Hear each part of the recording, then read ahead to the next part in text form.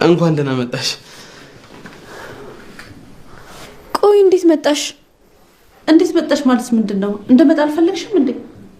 ኧረ እማዬ እንኳን መጣሽልኝ። በጣም ናፍቀሽኝ ነበር። እሺ ነይ ቁጭ በይ። እማዬ ቀደም ብለሽ ዛሬ እንደምትመጪው ትነግሪኝ እኮ ጥሩ ነበር። ቢያንስ ነገሮችን አስተካክዬ እየጠብቅሽ ነበር። ምን ማለት ነው? ወደ ቤት አይደል እንዴ የምመጣው? እንግዳ ረከኝ እንዴ? እማማ እንዴት ናቸው? ተሻላቸው? እማዬ ተሽሏታል። ከበፊቱ አሁን ደህና ናት። እኔ የምላችሁ አደይስ?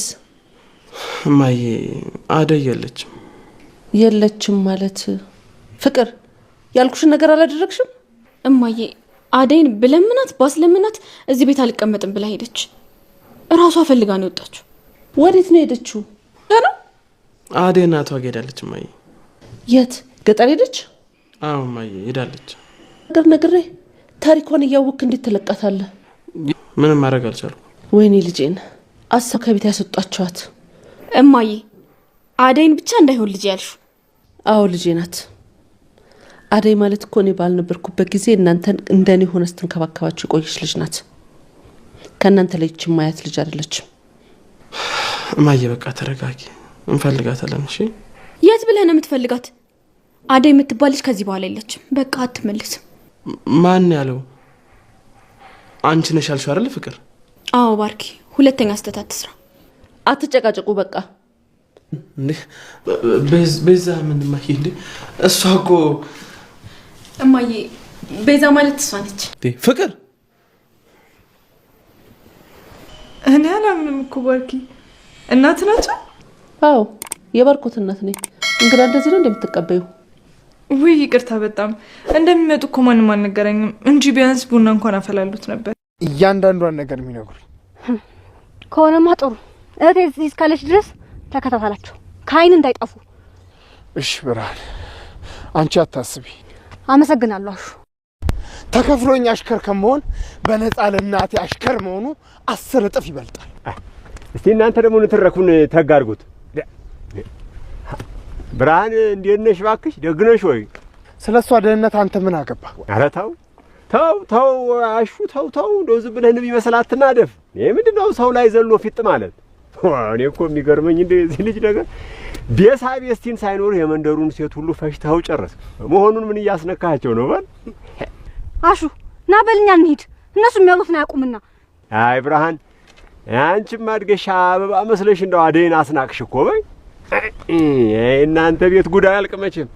እኔ እምለው እንደያቻ አደይ የተከበረ አባትሽን እምቢ ብላ በመንደሩ አዋርዳው ሄደች።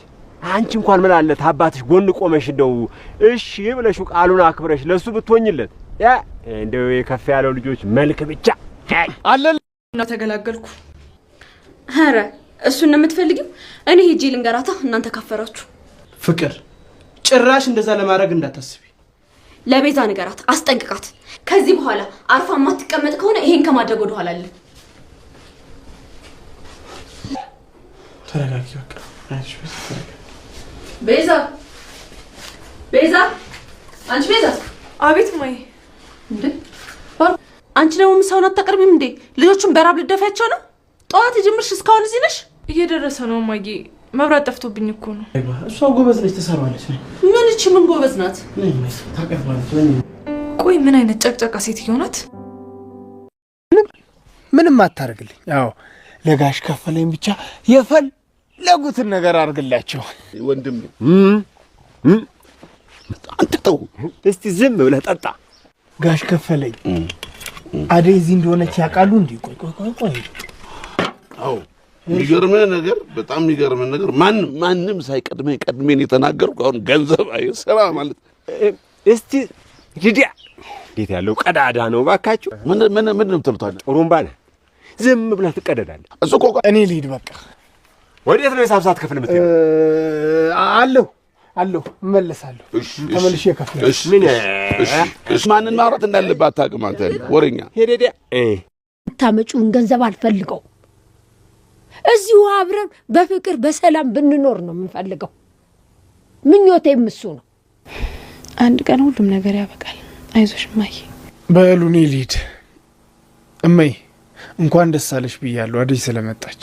እንደው ትንሽ አትጫወትም ልጄ? አይ ልሂድ፣ አንድ የምፈጥማት ጉዳይ አለችኝ። ከዛ በኋላ ተመልሼ እመጣለሁ። በኋላ ተጠንቀቃሹ። ችግር የለውም አታስቢ። እኔ በጉልበት ሳይሆን በዚህ በጭንቅላቴ ነው ማስብ። እህቴ ግን ጋጩን ባርኮትና ዴቭ እንዴት ወደዚህ ስትመጪ ዝም አሉሽ? የእሷን ጸባይ ታውቂው የለም። ታግሼ ሲያቅተኝ ወደዚህ መጣሁ። አዎ ያውቀዋል። ሲሰከር ነው ራሱ እዚህ የሚመጣው። ወይ አንቺን ፈልጎ ወይ እማዬን ሊያስጨንቃት ሲል ነው እንጂ ከዛ ውጭ አይመጣም። የእኛ ቤት ጉድ እንደሆነ ተወርቶ አያልቅም። ኦ ማይ ጋድ ማሚዬ! ሊዱ ምንድነው እንደዚህ መስለል? ደግሞ ትልቅ ልጅ ሆነሻል ልጄ። እናትሽ ልታኪ አይደል እንዴ? ማሚዬ እንኳን ደህና መጣሽ። በእናትሽ ቤቱ የፍቅር መጫወቻ ሆነልሽ ነበር። ነይ ቁጭ በይ። ጎሽ ልድዬ፣ እስኪ አንቺ እንኳን እውነቱን ንገሪኝ። አደይ ግን ምን ሆና ነው ከዚህ ቤት የወጣችው? እቺ ፍቅር ናታ። አንቺ ውጪ ብለሻታል ብላ ያስወጣቻት።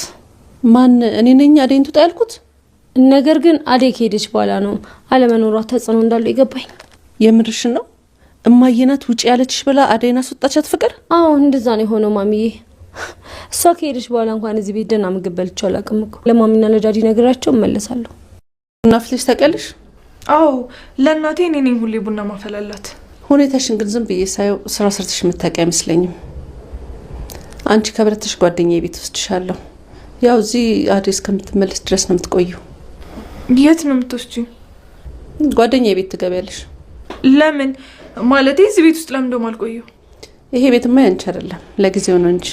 ለጊዜው ማለት አደይ እስክትመለስ ብዙ ጥያቄ መጠየቅ ትወጃለሽ መሰለኝ። አሁን እጂ ውስጥ ገብተሽ ይሁን አባትሽ እሳችሁት ዝም ብሎ ይሁን።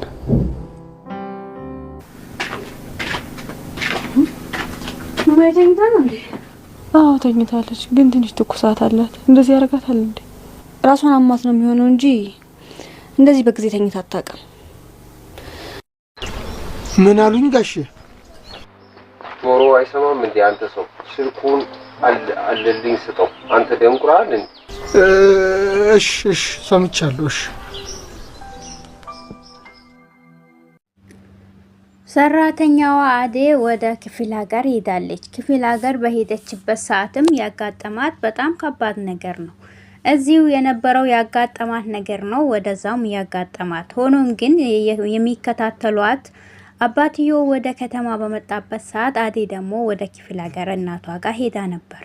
በሄደችበት ሰዓት ደግሞ የሄደችበት ምክንያት አባትዮ ወደ ክፍለ ሀገር መተለች ሲባል እሱ ወደ ክፍለ ሀገር ሲመጣ እሷ ደግሞ ወደ ከተማ ለመሄድ ነው ያሰበችው።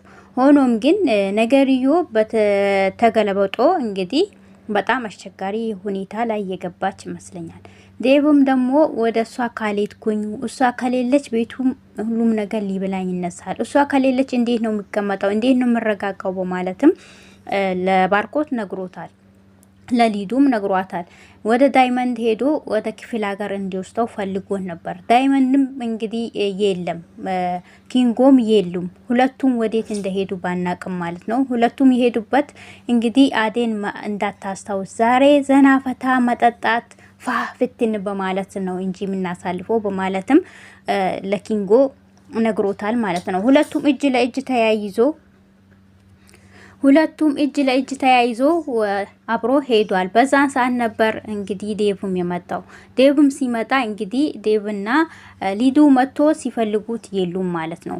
እኔ አሁን መሄድ አለብኝ ሲል ይነግራታል። ወዴት ነው የምትሄደው ስትለው ወደ አደይ ጋ ነው ክፍለ ሀገር ሄዳለሁ ሲል እንዴት ነው የምትሄደው በማለትም የት ብለህ ነው የምትሄደው በማለትም ተናግረው አለች።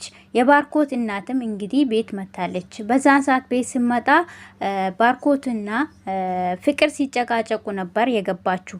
ፍቅርና ባርኮት የሚጨቃጨቁበት ደግሞ በቤዛ ነገር ነበር። ቤዛ ደግሞ እንግዲህ ዛሬ ወደ ሰራተኝነት ተለውጣለች። የአደይን ቦታ ተክታለች። አሰላሙ አለይኩም ወራህመቱላሂ ወበረካቱ። ሰላም ጤና ይስጥልኝ። የተወደዳችሁ የተከበራችሁ የቻናሌ ቤተሰቦች ሰላማችሁ ብዝት ትርፍ ይበልኝ። ቤተሰቦቼ ቻናሌን ላይክ እና ሼር በማድረግ አበረታቱኝ። ለቤት አዲስ የሆናችሁ ላይክ እና ሰብስክራይብ እንዲሁም ደወል ምልክቷን ማጥቆሩ እንዳትረሱ። እንግዲህ ዛሬ ክፍል አዴን ነው ይዤላችሁ የመጣሁት ማለት ነው። አዴ ደግሞ እንግዲህ ምን ላይ ያለችበት ሁኔታ ደግሞ እያያችሁ ነው። ወደ ክፍለ ሀገር ቤተሰቧ እናቷ ጋር ሄዳለች። እናቷ ጋር ሄደችበት ምክንያት ደግሞ ወደ በዚህ ከከተማ ጭቅጭቅና በአባቷም ሽሽት ነበር። እንግዲህ የባርኮት እናት ወደ ቤት ተመልሳለች። አዴ እንዴት ሄደች በማለትም ተናግራታለች ፍቅርን። ፍቅር ደግሞ እማዬ አራ እኔ እኮ ምንም ያልኳት ነገር የለም፣ ነገር ግን አዴ አሻፈረኝ ብላ እምቢ ብላ ራሷ ነች የወጣችሁ በማለትም ነግራታለች። ልጅ ምን ነው እንደዚህ? ባርኮቱም እንግዲህ በመጣች ሰዓት በጣም ደንግጦት ነበር። ፍቅርም በጣም ደንግጧት ነበር። በዛን ሰዓት ሁለቱም ፍጥጥሎ እንደዚህ ነው እንደምትቀበሉኝ በማለትም እናቴ እንኳን ደህና መጣሽ በማለትም ፍቅር ተቀብላታለች። ዴቭም እንደዛው። ቤዛንም ስታያት እንዴ አንቺ ሰራተኛ ፍቅር መቅጠር እኮ ታውቂበታለሽ በማለትም ተናግራታለች። ቤዛ ግን ነገርዮ ተለውጦ የባርኮት ፍቅረኛ መሆኗን አታቅም። እሱም ደግሞ እንድታቅም አይፈልግም እንድትነግር። ስለዚህ ሁሌም ፍቅርን ያስፈራራታል በማለት ነው። እና ዴቭ ደግሞ በጣም ስቃይ ውስጥ ነው ያለው። እነ ሊዱም እንግዲህ ያሉበት ሁኔታ፣ ሊዱ ደግሞ ሄዳ ሰላም ስትላት እማዬ እንኳን ሰላም መጣሽ በማለትም ዘይራት እንደው እንኳን ደህና መጣሽ እንኳንም መጣሽ ፍቅር እኮ ቤቱን በጣም እንትን አድርገዋለች በማለትም ትነግራታለች። አሰይ ልጄ ንገሪኝ እስቲ አዴ እንዴት ነው ወጣችሁ ስትል አንቺ ውጪ ብለሻታል ብላ ነው አዴን ያወጣቻት እኮ እኔ ስላታው አንቺ ብለሻታል በማለትም አዴ እሷን ያስወጣቻት ማሚ ብለሻለች በማለት ነው አዴም የሄደችው ክፍለ ሀገር ነው ቤተሰብ ዋጋ ነው የሄደችው። ለምለምም ስልክ ስትደውላ ስልኳ አታነሳም፣ በጣም ተጨንቃለች።